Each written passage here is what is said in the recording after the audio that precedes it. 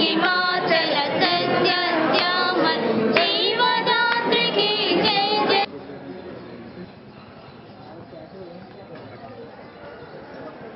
కొద్దిగా నీళ్ళు పడితే లేదు, ముందు ఆయన పోయించాలి.